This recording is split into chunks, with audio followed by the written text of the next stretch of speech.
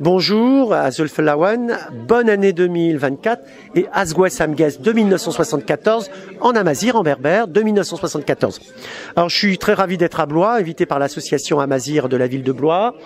Et donc je présente ici mes travaux depuis plus de 20 ans. J'ai travaillé sur une affiche pour les écoles en Europe, l'évolution de l'écriture pour arriver jusqu'aux lettres Amazir. Je travaille aussi sur la symbolique des lettres, parce que toutes ces lettres ont une énergie vibratoire, parce que ces lettres sont toutes portées sur le tatouage facial de toutes ces femmes Amazir, Maroc, Algérie, Tunisie, Niger, jusqu'au Peul.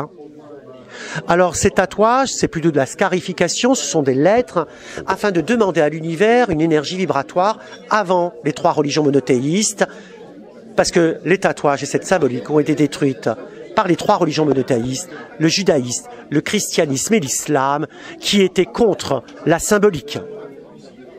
Et je fais revivre ces lettres, et ces lettres ont une énergie vibratoire. Le D Amazir veut dire la force. Le Z Amazir veut dire la liberté. Et toutes ces lettres ont une énergie parce qu'elles sont toutes portées sur le tatouage de ma maman, que je vous présente, de ma grand-mère. On leur scarifiait dès l'âge de 8 ans une demande à l'univers. Donc ma grand-mère a scarifié ma maman ici. Elle lui a tatoué sur son visage la lettre la plus connue. Elle lui a scarifié sur son visage la lettre de la liberté. Elle lui a fait des croix sur ses joues ou des plus. Vous avez peut-être vu Maroc, Algérie, Tunisie. La croix, elle est ici. Elle lui a souhaité une bonne santé. N'oubliez pas que le tatouage est thérapeutique. N'oubliez pas que le tatouage est symbolique. Et donc je l'ai fait revivre. Je l'explique dans un livre, Histoire, culture jusqu'à l'Égypte Amazir, la symbolique. Par un film, pourquoi les lettres et les tatouages des femmes Amazir sont aussi des tatouages vikings, pourquoi les lettres berbères sont des runes, pourquoi ces tatouages et ces géométries sacrées sont aussi des formes celtiques, quels sont les liens que nous avons avec toutes ces civilisations avant la domination arabo-musulmane qui envahirent bien sûr l'Égypte, l'Afrique du Nord et l'islam a continué sa route jusqu'à Poitiers. Ne l'oubliez pas, nous avons la même histoire entre l'Europe et l'Afrique du Nord.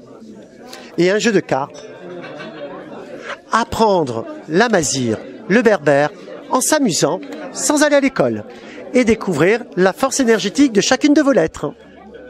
Voilà, histoire, culture, symbole, 20 ans de recherche et de passion et de création. On en retrouve un peu partout.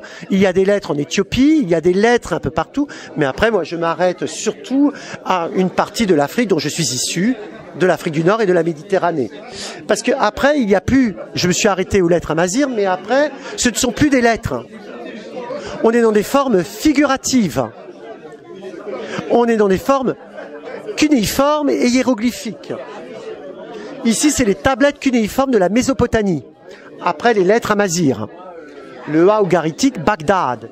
Le A pronocanéen, Syrie. Et le système hiéroglyphique.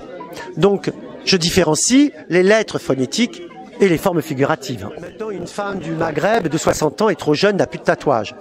Pourquoi? C'est surtout les femmes de plus de 85 ans, 80 ans. Parce qu'elles ont été résistantes. Parce que quand l'islam est arrivé, on a dit que c'était haram, interdit par la religion musulmane. C'est pour ça que vous voyez plus. Il y a le poids de la religion en Afrique du Nord. Et donc aucune femme de 60 ans, de 50 ans, de 40 ans ne fera des tatouages en Afrique du Nord. Elle serait rejetée par la société.